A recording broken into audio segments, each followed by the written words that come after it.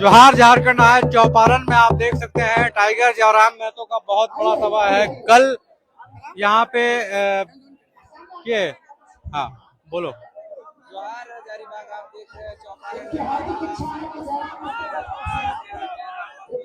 कल यही चौपारण में अकेला जी का था और साथ में संजय महतो जो है आप बोल सकते हैं कि वो बरही विधानसभा से चुनाव लड़ना चाहते हैं और आज जो है चौपारण में टाइगर जयराम महतो का भाषण शुरू होने वाला है। किस तरह से यहाँ पे माहौल है आप देख सकते हैं।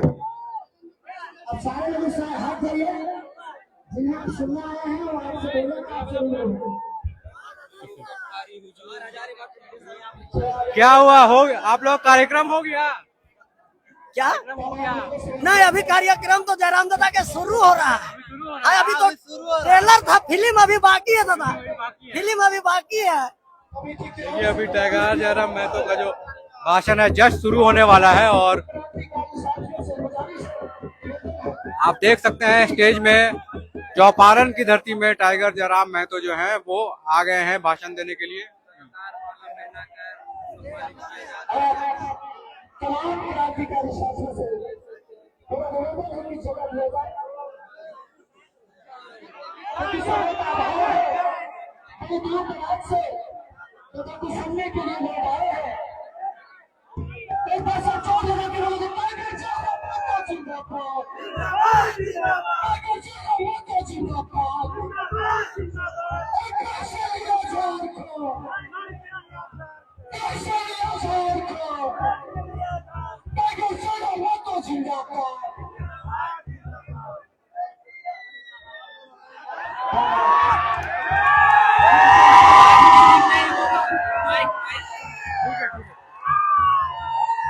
कनेक्टेड है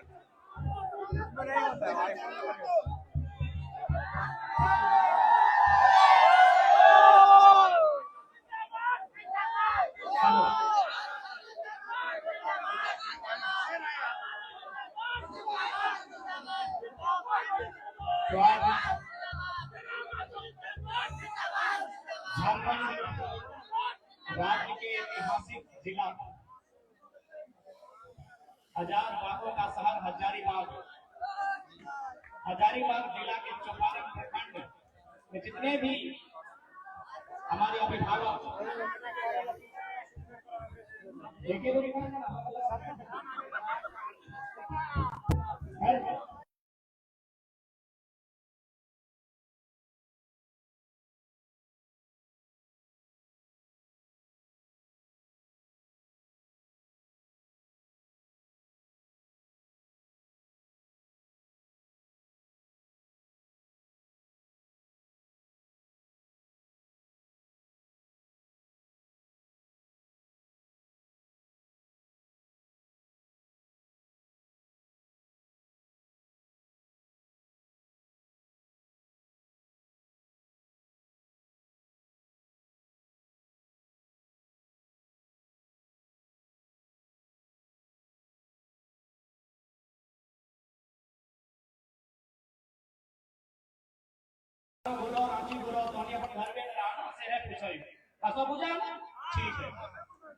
तो हम अपनी बातों को रखने से पहले आभार प्रकट करेंगे लोकतंत्र के चौथे स्तंभ का। और ये हमारे है ये इतना आपका माइक भेजा में लिए हैं। आगे भी हम लोग अगर विधानसभा में हैं तो मीडिया का वही सम्मान रहेगा जो उस समय में लोग तारीफ नहीं करेंगे। आपके पास इतना माइक होगा, हमारे कुर्ता में लगाइए, शर्ट में लगाइए, गमछा में लगाइए, है ना पांडे जी? एकदम चश्मा में आप अच्छा दिख रही है, धूप से आप बच रही है, बहुत धन्यवाद। मैं धन्यवाद दूंगा लोकतंत्र के चौथे स्तंभ का। मैं धन्यवाद देना चाहूंगा जितने भी आयोजन कमेटी है। अगर स्थानीय पुलिस प्रशासन का सहयोग है तो धन्यवाद दूंगा और खैर उम्मीद है उनका सहयोग है तो मैं आभार प्रकट करूंगा कि झारखंड की गलियों से एक आवाज आया है,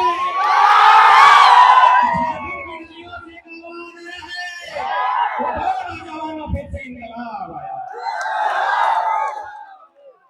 आज 23 सालों का झारखंड, जब इस राज्य का निर्माण किया जा रहा था, जब इस राज्य का गठन किया जा रहा था, जब इस राज्य का गठन किया जा रहा था, सन 2015 नवंबर धरती आबा बिरसा मुंडा की जयंती के दिन बिहार के हिस्से को काटकर लगभग 40% हिस्सा और भूभाग की बात करें तो 79,000 वर्ग किलोमीटर बिहार से काटकर एक नए झारखंड राज्य का सृजन किया गया।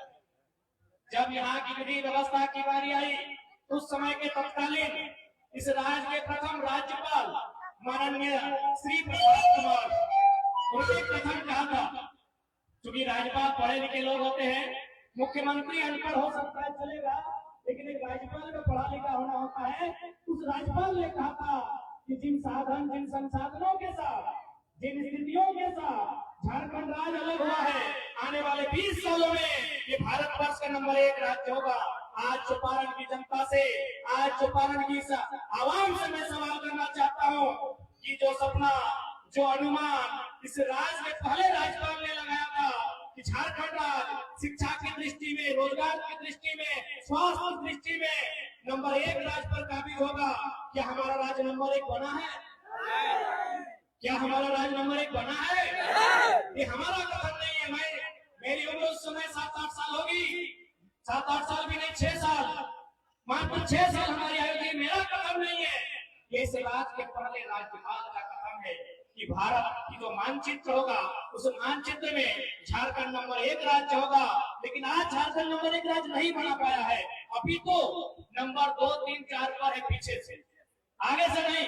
कि हमारा राज्य पीछे से, आपको चाहे शिक्षा की बात करें, स्वास्थ्य की बात करें, रोजगार की बात करें, या फिर तकनीकी की बात करें, या फिर अन्य बुनियादी ढांचों की बात करें, ये राज्य पीछे से है, नंबर 2 पे है, नंबर 3 पे है। तो कारण क्या है? ये तो मानते हैं कि राज्य पिछड़ा है, लेकिन कारण क्या है? आज पिछड़ा रहने का कारण अगर हमारे पास होता, हमारे पास सुविधाएं नहीं होती, हमारे पास रिसोर्सेस नहीं होते, हमारे पास साधन संसाधन नहीं होते, उसके बाद अगर हम पिछड़े राज्य की गिनती में आते तो अपनी नीति को स्वीकार करते, अपने भाग्य को कोसते, हम स्वीकार करते कि हमारे पास साधन नहीं है। लेकिन 40%, 1-2 नहीं, पूरा 40% खनिज संपदा देने वाला राज्य अगर पीछे नंबर 1 के ऊपर है तो सवाल खड़ा करना पड़ता है, हमें समझना पड़ता है कि 40% खनिज देने वाला राज्य वो नंबर 2 पे क्यों, वो नंबर 3 पे क्यों पीछे से?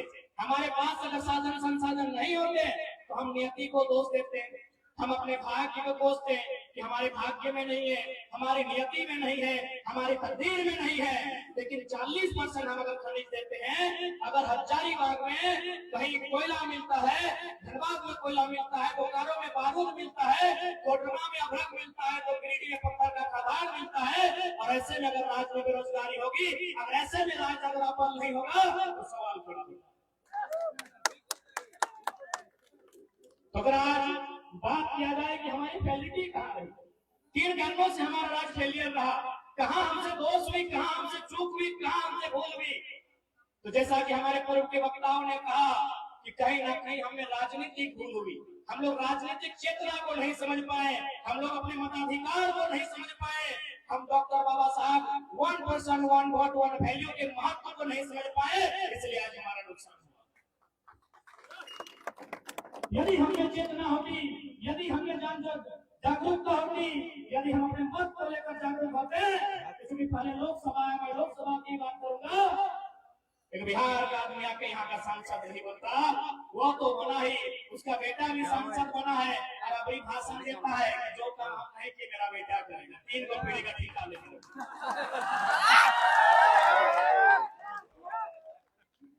अभी जो वर्तमान में हजारीबाग लोकसभा है ना, अभी जो वर्तमान के सांसद हैं, अभी जो वर्तमान के सांसद हैं, उनके पिताजी भी सांसद थे, बकायदा केंद्रीय मंत्री भी रहे, ये भी केंद्र में राज्य मंत्री रहे। आप ये कहीं जाते हैं किसी योजना में तो अपना बेटा को बगल में फोटो खिंचाते हैं, आज के डेट में थोड़ा फोटो खिंचवाना भी सोचता है, तो फोटो खिंचा के बोलते हैं जो काम हम नहीं किए मेरा बेटा। ये धिक्कार है कि नहीं? झारखंडी जनमानस के ऊपर एक सवाल है कि नहीं? क्या हम लोग जीवन भर एक भीड़ बनने के लिए पैदा हुए? क्या हमारी आने वाली पीढ़ी यूं ही पलायन करेगी? इसके लिए कहीं ना कहीं हमें राजनीतिक चेतना का अभाव रहा, हम लोगों ने नेतृत्व करने का अवसर नहीं चुना, और जो लोग नेतृत्व करने के लिए गए हमने उन्हें स्वीकारा नहीं। आज हमें अपना ही बात करते हैं। आज बहुत सारे लोग कहते हैं कि नाय छोड़ा नेता बना है। एक बात बताइए, पढ़ा लिखा है भाई, पीएचडी कर रहे हैं, नीति नियम का जानकारी रखते हैं, भारत के संविधान को लगभग 25% को जानते हैं, कानूनों को जानते हैं, और सबसे बड़ी बात एमएलए का फुल फॉर्म जानते हैं। हमारे 81 को एमएलए जो है, हमको लगता है 70+ लोग एमएलए का फुल फॉर्म नहीं जानते। तो बताइए, हम लोग को लोग बोलता है कि लड़का लोग छोड़ा लोग नेता बनता है, तो हम अपने लोगों से ही सवाल करते हैं, जो बकायदा हमारे संजय दाने ने आपको गिनाया कि भागलपुर के चाहे हुए कोटा के सांसद माननीय श्री निशिकांत दुबे को आपने स्वीकार कर लिया, बिहार के किसी जिले से चलकर आए जयंत सिन्हा, यशवंत सिन्हा को आपने स्वीकार कर लिया, आपने बिहार के सुनील सिंह जी को स्वीकार कर लिया, आपने बीडी राम को स्वीकार कर लिया, आपने हरियाणा राजस्थान के संजय सेठ को स्वीकार कर लिया, आपने बलिया के पीएन सिंह को स्वीकार कर लिया, बक्सर के राज सिन्हा को स्वीकार कर लिया, अकेला जी को स्वीकार कर लिया।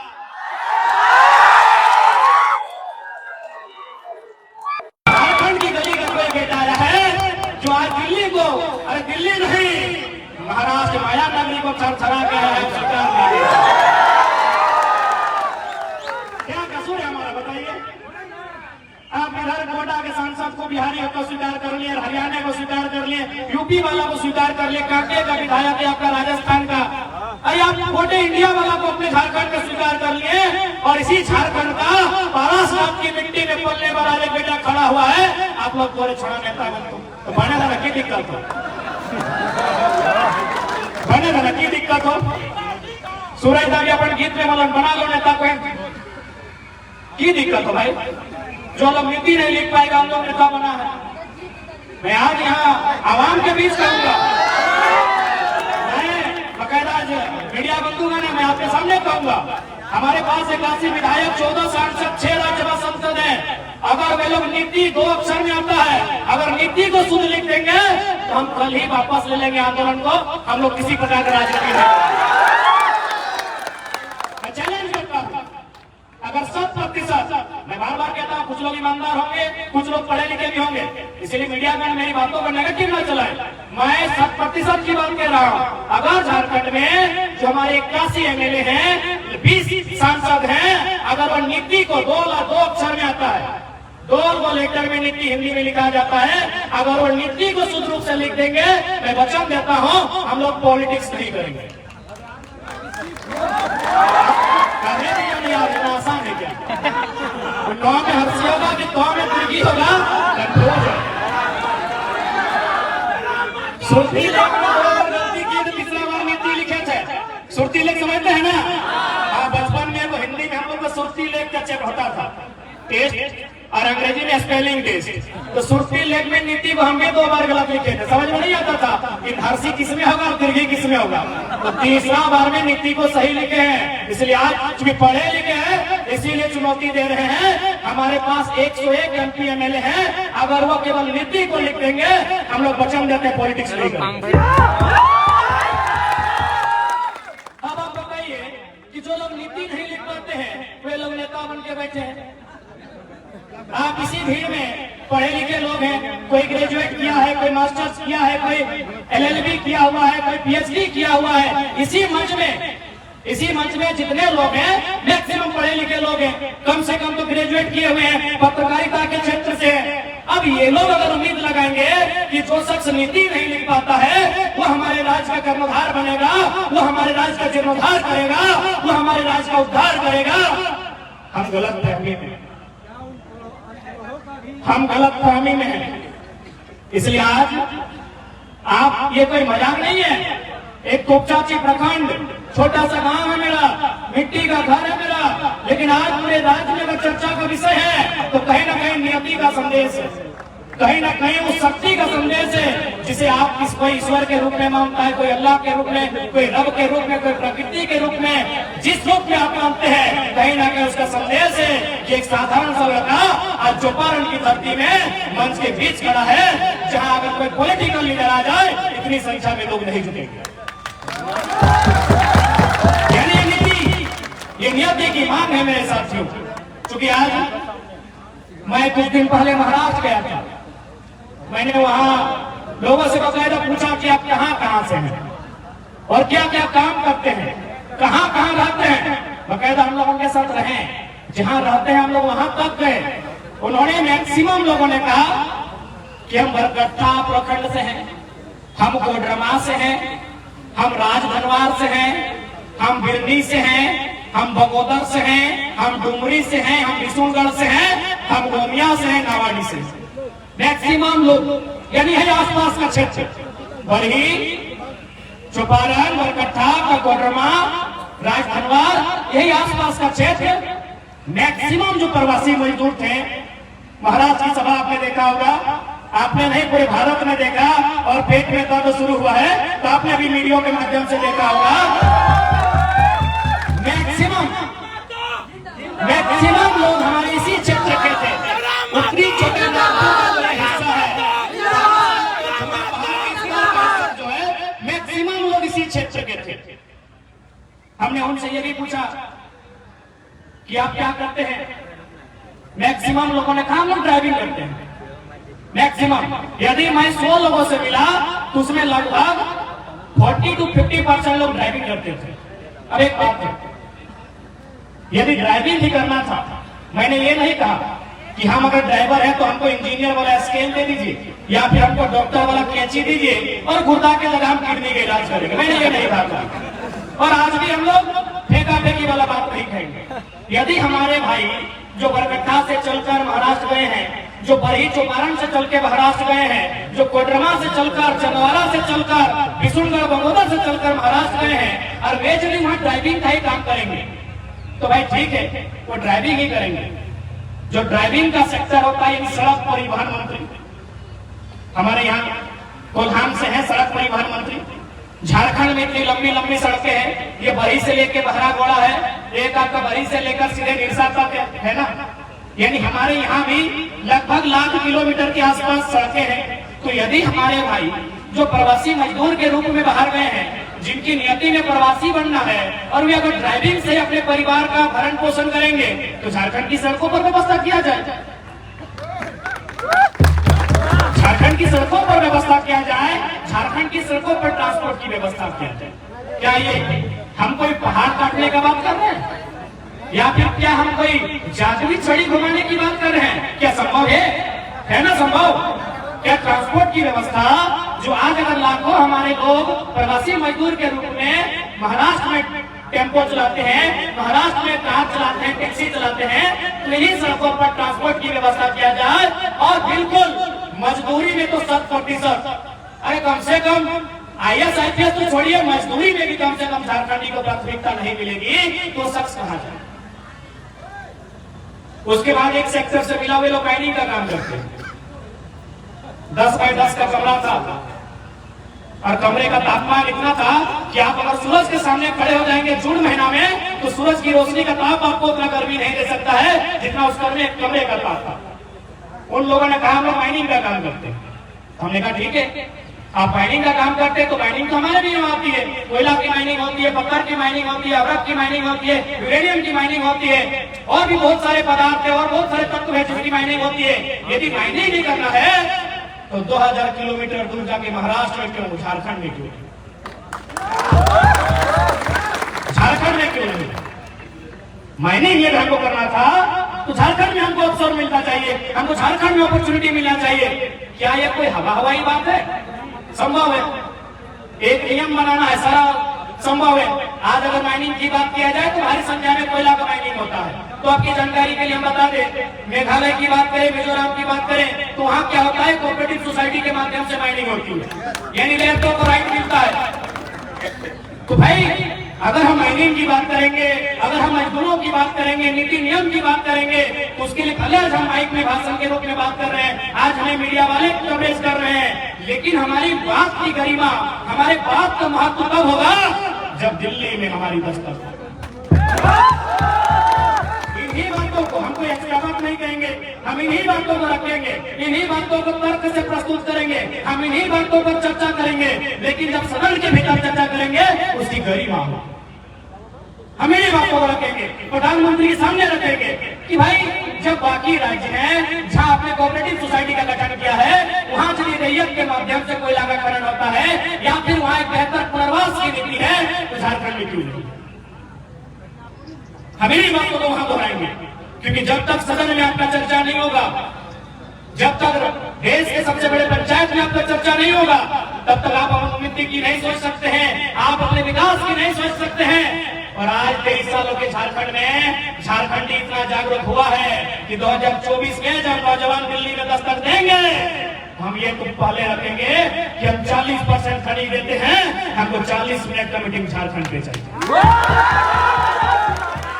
40 हमको जगह नहीं चाहिए, 40 मिनट का मीटिंग चाहिए झारखंड के मिनट चाहिए। 40% हम खनिज संपदा देते हैं। हमारी बिजली कलकत्ता से लेकर बांग्लादेश तक मंगाती है, हमारा कोयला पूरा देश से चूल्हा जलता है। और आज अगर वह राज्य अपना अधिकार मांगता है, इसमें कोई गुनाह नहीं। क्या कोई गुनाह है? कोई गुनाह नहीं है। आप राष्ट्रवाद के नाम पर क्षेत्रवाद का गला नहीं घोट सकते। आज राष्ट्रवाद का एक मुहिम चलता है। हमने कभी नहीं कहा कि हम राष्ट्रवादी नहीं है। सबसे बड़ा राष्ट्रवादी कोई है तो झारखंडी है। हमने लगभग 25 लाख एकड़ भूमि राष्ट्र के निर्माण के लिए दिया। इसलिए ये ढोंग हमें ना दिखाए कि आप राष्ट्रवाद के नाम पर हमें गर्त में नहीं ले जा सकते हैं। ये राष्ट्रवाद के नाम पर हमें नक्सलवाद पर नहीं ले जा सकते हैं। अगर आपको राष्ट्र की चिंता है, हमारे इतिहास को खंगालिए, झारखंड के इतिहास को खंगालिए। सबसे ज्यादा अगर पंडित जवाहरलाल नेहरू देश के पहले प्रधानमंत्री ने डायरेक्ट राज्य में कहीं उद्घाटन, पंचायत डैम का उद्घाटन नेहरू जी ने किया है, सिंदरी कारखाना का उद्घाटन नेहरू जी ने किया है। ऐसे दर्जनों योजनाएं हैं जिनका उद्घाटन खुद पंडित नेहरू ने किया। तिलैया डैम में पंडित नेहरू ने किया है। तो आप समझ सकते हैं, इसलिए कोई आप राष्ट्रवाद के नाम पे राष्ट्रवाद का डर दिखा के आप क्षेत्रवाद को खत्म नहीं कर सकते हैं। क्योंकि अगर आप राष्ट्रवाद और अगर आप भारत पे डिबेट करना चाहते हैं, तो मैंने एक ही दिन कहा है, पूरे भारत के चैनल के सामने हम डिबेट करने के लिए तैयार हैं। कोई भी आप एक नक्शा दिखाइए भारत का जिसमें एक साथ होगा, कभी नहीं, कभी नहीं। आज आपके पास लिखित भारत का कितना बड़ा इतिहास है, आपके पास लिखित भारत का जितना बड़ा इतिहास है, जितना बड़ा नक्शा है, कभी भी भारत एग्जिस्ट पूरा नहीं हुआ, कभी भी नहीं हुआ। आप अगर भारत के सबसे कालजयी सम्राट चक्रवर्ती सम्राट अशोक की बात करें, जिनके समय में लगभग हमारे पास 60 लाख वर्ग किलोमीटर था, आज 32 लाख वर्ग किलोमीटर है, तो आपको जानकारी होना चाहिए दक्षिण भारत में प्रभुत्व नहीं था। दक्षिण भारत में आपका एक नक्शा है तो दिखाइए, दक्षिण भारत में पूर्वोत्तर भारत में अशोक के भी समाज का विस्तार नहीं। इसलिए भावनाओं में बहने का कोई वक्त नहीं है। ये वक्त है अपने अधिकार का, ये वक्त है अपनी आवाज को बुलंद करने का। आप किसी कालखंड की बात कीजिए, मौर्य काल की बात कीजिए, आप गुप्त काल की बात कीजिए, किसी राजवंश की बात कीजिए, मुगल काल की बात कीजिए, अंग्रेज काल की बात कीजिए। अंग्रेजों ने भी 1 सेंटीमीटर का नहीं छूटा है, लेकिन अंग्रेजों से भी छूटा। इस भारत की भूमि पर कोई एक शासक नहीं हुआ है कभी। इसलिए भारत और इंडिया के नाम पर भावना मत होइए। हम इंडिया का भी सम्मान करते हैं, भारत का भी करते हैं, लेकिन झारखंडी से समझौता नहीं कर सकते। अंग्रेजों ने भी 1 इंच छोड़ा है, लेकिन छोड़ा है कहां छोड़ा है? गोवा छोड़ा है, पांडुचेरी छोड़ा है। क्योंकि अंग्रेजों के जाने के बाद 2 बार पांडुचेरी आजाद हुए हैं, 1954 और 1961 में। आपकी जानकारी के लिए बताना चाहिए। इसलिए हम भारत का सम्मान करते हैं, लेकिन आप भारतीयता के आधार पर झारखंडीयत को खत्म करना चाहते हैं, इसका पुरजोर विरोध करते हैं। इसलिए आज हम महाराष्ट्र गए, वहां के लोगों से मिले, चर्चाएं हुई। वहां भी एक बहुत बड़ा हवाई पट्टी बनने वाला है, लगभग 10 किलोमीटर तक का जमीन गया है। मैं 2-4 लोगों से मिला, क्योंकि बाकी जो भी झारखंड के नेता जाते हैं भाई, वो तो मौज मस्ती के लिए जाते हैं, हम तो कुछ सीखने गए थे। उनसे मैंने मिला, पूछा आपके यहाँ क्या पॉलिसी है? बोला जी जमीन लिया गया, बगल में देखिए वहाँ घर दिया गया है, अपार्टमेंट बनाया गया है, वहाँ को कमरा मिल जाएगा, यहाँ जो भी नौकरी मिलेगी हम लोग को मिलेगा। मैं ये महाराज की बात बता रहा हूँ। वहाँ लगभग 10 किलोमीटर का एरोप्लेन जहां चलता है, हवाई जहाज, एयरपोर्ट लगभग 10 किलोमीटर। मैं वहां के 2-4 लोगों से मिला, मैंने उनसे चर्चा किया कि आपके यहाँ इतनी भारी संख्या में जमीन लिया गया है तो क्या पॉलिसी है? बोला कुछ नहीं, जमीन लिया गया है विकास के नाम पे, हम लोग को बगल में अपार्टमेंट दिया गया है। आप बताइए कि झारखंड में ऐसी पॉलिसी है क्या? हमारे झारखंड में ऐसी पॉलिसी है? अब रब किसका? झारखंडी का। राज कौन कर रहा है? हजारीबाग, क्योंकि सबसे ज्यादा स्टूडेंट हमारे हजारीबाग में पढ़ने जाते हैं। रैंक में पढ़ने वाले छात्र किनके? हमारे। वो बिल्डिंगें किनकी? हमारी है, हमारी है। तो बताइए हमारी ये हमारी लड़ाई, ये हमारे अधिकार की लड़ाई कहां पर? जब महाराष्ट्र में मराठी, पंजाब में पंजाबी, गुजरात में गुजराती, बिहार में बिहारी, तो झारखंड में भी झारखंडी बोले तो क्या किसी के पेट में दर्द होना चाहिए? दर्द होना चाहिए। तो आज यही ये लड़ाई है। आज यदि हमारे लोग नहीं जागते हैं, यदि आज हमारे लोग नहीं समझते हैं, तो आने वाले 20-22 सालों में झारखंड एक खंडहर के रूप में तब्दील हो जाएगा। आज अगर नौकरियों की बात करें तो हमारी नौकरियों को यूपी, बिहार, बंगाल, एमपी को बेचा जा रहा है। कल ही आप देखिएगा 2-3 दिन से सोशल मीडिया में पंचायत सचिव है और यहाँ पे कैमरा टुकड़ा वायरल हो रहा है, जिसमें चतरा के किसी शिक्षा विभाग के नौकरियों का जिक्र है, जिसमें 6 का जिक्र है, 1 पलामू का है, 5 उत्तर प्रदेश का। इसी दिन के लिए झारखंड बना है। यह इंडिया और भारत के नाम में, भाई भाई के नाम में हमारे हिस्से की रोटी को अगर कोई छीन के खाएगा तो क्या हम चुपचाप रहेंगे? कुछ दिन पहले, कुछ महीनों पहले यहाँ 3600 टीचर की बहाली को कंप्लीट किया गया, जिसमें आंकड़े बताते हैं, बकायदा मीडिया के माध्यम से जानकारी मिली है कि 1200 लोग गैर झारखंडी हैं। बताइए इतनी भारी संख्या में अगर हमारी नौकरियों को बेचा जाएगा, हमारी नौकरियों को लूटा जाएगा, तो हमारी आने वाली पीढ़ी क्या करेगी? क्या हम इसी तरह अपना झोला उठा के, अपना बोरिया बिस्तरा समेट कर, अपने बच्चों को अपनी गोद में दबाकर, अपनी पत्नी को साथ लेकर गुजरात महाराज चले जाएंगे? क्या हमारी यही नियति होगी कि हमने हटे चाहा कि हमने के राज्य में खनिज संपदा, ये राज्य में इतना नौकरी चाकरी, ये रियाडा, ये टोल टैक्स, ये अभ्रक नगरी, ये इतना सिस्टम, इतना संसाधन, और हमने बेरोजगार भाई के छुआ के कोरवा में लेके, अपन जेनियों के संगे लेके कि परदेश कि हमने इनके चाहा कि हमने प्रवास के दर्द झेलवाई, कि हमने इनके चाहा नहीं ना। हम तबे बोलिए कि दुनिया में 2 प्रकार के दर्द बहुत कष्टकारी है। एक प्रसव के पीड़ा और एक प्रवास के पीड़ा। प्रसव के पीड़ा ये जब हमारे माए हमारा जन्म दे ले रहा है तो प्रसव के पीड़ा बोलल जाए, लेकिन हमारे जन्म के 2 घंटा बाद, 4 घंटा बाद, 6 घंटा बाद हमारे माए के प्रसव के पीड़ा से मुक्ति मिल गया है। लेकिन आज भी 20 साल बाद, 25 साल बाद झारखंडी के प्रवास के पीड़ा से मुक्ति नहीं मिल रही। आज भी प्रवास के पीड़ा क्यों दर्द सताए रहा है कि आज छोटे-छोटे बच्चा के लेके बूढ़ी मैया घर में है, और आंख में रोशनी न है, बप्पा के कमर में जान न है, लाठी के सहारे चल है, और मजबूरी में महाराष्ट्र में, मजबूरी में कर्नाटक में है। आज कोई समस्या के समाधान नहीं बने, कहे पॉलिसी नहीं बने के कारण, पॉलिसी नहीं बने के कारण, नीति नहीं बने के कारण, जिस दिन नीति हमने के नेता सबके नीति ठीक भाई जीता है, जब नकली नियत ठीक भाई जीता है, इस राज्य, झारखंड राज्य बहुत खुशहाल राज्य। बिल्कुल सही बात काले, हमने जब महाराष्ट्र के लिए तो 7 दिन में 3 को प्रवासी मजदूर यहाँ आए, वापस आए 3 को प्रवासी मजदूर, अपन जान गंवाई थी, अपन जान गंवाए के 3 को प्रवासी मजदूर वापस आए। वह महाराष्ट्र में कि हम मराठी सबसे बैठ लिए, सब पढ़ा लिखल लगले, 2-4 को अधिकारी भी लगले, ओखरी सब हटे चर्चा कर लिए कि आपके बगल में नागपुर में वेस्टर्न कोलफील्ड लिमिटेड है, बताइए कितना कोयला का दुर्घटना हुआ है जिसमें लोगों का जान गया है। बोला हम लोग को याद नहीं है। हम बोले हम एक सप्ताह पहले 3 गो महिला दब के मर गई, हम मुआवजा मिलाता है। बोला ऐसा होता है झारखंड में? यानी हमारे दर्द को कोई जानता भी नहीं है। वहां भी कोयला का काम होता है। हम पूछे क्या आपके राज्य में एक आदमी ऐसी घटना घटी है जो आपको याद है कि लोग खदान में दब के मर गए, या पत्थर उनके ऊपर गिर गया, या कोयला में आग लगा मर गए? बोला ना पूरा सेफ्टी से काम होता है, पूरा नियम से काम होता है, गाइडलाइन फॉलो करते हुए काम होता है।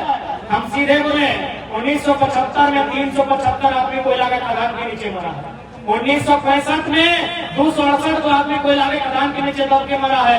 2006 में 50 आदमी एक ही टाइम में कोयला के खदान के नीचे दब के मरा है। वो लोग माथा में हाथ ले लिया।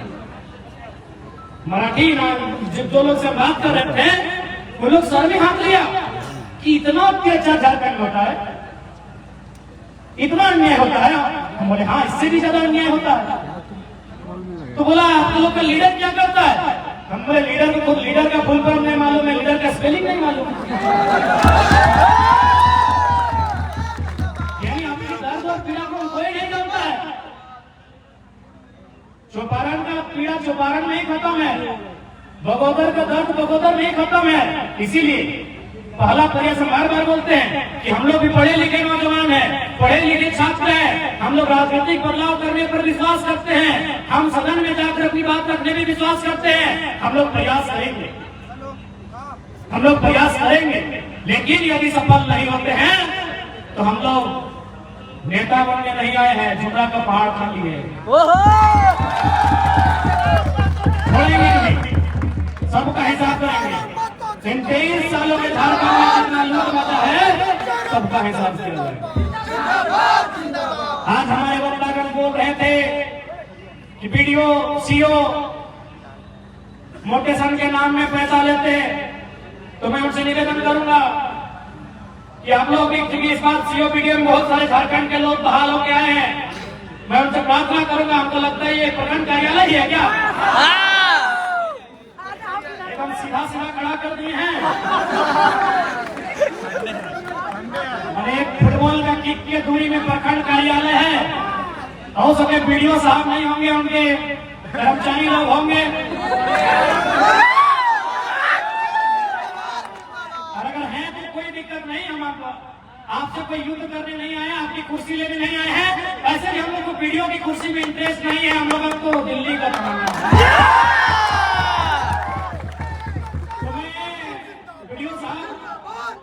आपसे हमने रिक्वेस्ट करूंगा, खिड़की खोल के आप भी सुन सकते हैं। आपसे हम युद्ध करने नहीं आए, आपको एक संदेश देने आए हैं। संडे है, अरे कोई नहीं, संडे को अरे आवाज बगले में होगा, बगले में है। अरे ये आवाज आपका बाजार में गूंज रहा है तो वीडियो की आवाज में नहीं आ रहा। तो माननीय वीडियो महोदय, मैं इंक्लूडिंग सीओ को भी करते हैं, मैं चौपारण क्षेत्र के माननीय वीडियो माननीय सीओ पहले आपका सम्मान करते हैं। आप पढ़ लिख कर एक योग्य पद को धारण किए हैं, लेकिन मैं आपसे आग्रह करूंगा, यहाँ की जनता की शिकायतें हो सके आप नए आए हैं, ये फॉर्मूला आप पे लागू नहीं होता है, मैं ये भी नहीं कर रहा हूँ। लेकिन यहाँ के लोगों में राय सुनारी है कि मोटेशन के नाम में बहुत पैसा लिया जाता है। मैं आपको संदेश देना चाहूंगा, माननीय वीडियो महोदय, माननीय सीओ महोदय, बाकायदा अगर आप परिवार लेकर आते हैं तो आपकी भागिनी भी सुन रही होगी। मैं मैडम को भी प्रार्थना करूंगा, भोजन के बाद जब आपकी चर्चा होगी तो चर्चा को रखिएगा कि आखिर इतना धन कमा के कहाँ जाइएगा, किडनी फेल हो जाएगा। सिकंदर तो आप पढ़े होंगे, क्योंकि आप पढ़े लिखे लोग हैं। वीडियो है तो जाहिर सी बात है मिनिमम आप ग्रेजुएट होंगे ही, मिनिमम ग्रेजुएट है, अधिकतम डॉक्टरेट हो सकते हैं, उससे ऊपर डिग्री नहीं होती है। तो मैं आपसे निवेदन करूंगा, और सिकंदर तो आपने भी पढ़ा होगा, थाना प्रभारी सर आप भी सुन सकते हैं, हालांकि आप हमारे बड़े हैं, लेकिन सुनने में बुराई नहीं है। आप लोग भी रोड में परेशान मत कीजिएगा गाड़ी वाला लोग को। तो सिकंदर साहब उनका ख्वाब था दुनिया को जीतने का।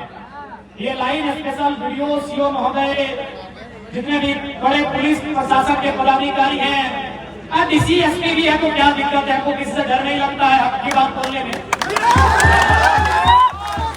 तो सिकंदर जब वो मृत्यु की सैया पर थे, जब उन्हें लगा कि अब हमारी मौत हो जाएगी, क्योंकि इंसान को लगने लगता है कि अब हमारी मौत हो जाएगी, तो सिकंदर ने अपनी मौत से ठीक कुछ दिन पहले अपने मंत्रिमंडल को बुलाया और उनसे 3 बात कहा कि जब मेरा जनाजा गुजरेगा तो एक काम करना, मेरा पूरा शरीर में कफन होगा लेकिन मेरे दोनों हाथ में कफन नहीं हो, दोनों हाथ को बाहर फैला देना। बोला सर इसका क्या मतलब है? बोला इसका मतलब है ना कि जब मेरा जनाजा गुजरेगा और लोग देखेंगे कि मेरा दोनों हाथ क्यों बाहर है, जो जनाजा उसके बाहर है, तो लोगों को यह संदेश जाएगा कि दुनिया को जीतने वाला सिकंदर खाली हाथ वापस जाएगा। इसलिए मैं माननीय जितने भी पदाधिकारी हैं, प्रशासन के, पुलिस के, जो भी हैं, मैं उनसे विनती करना चाहूंगा, खाली हाथ सबको जाना है तो गरीबों को लूटकर तिजोरी भरने का काम नहीं करें, क्योंकि उसकी लाठी में बहुत ताकत होती है।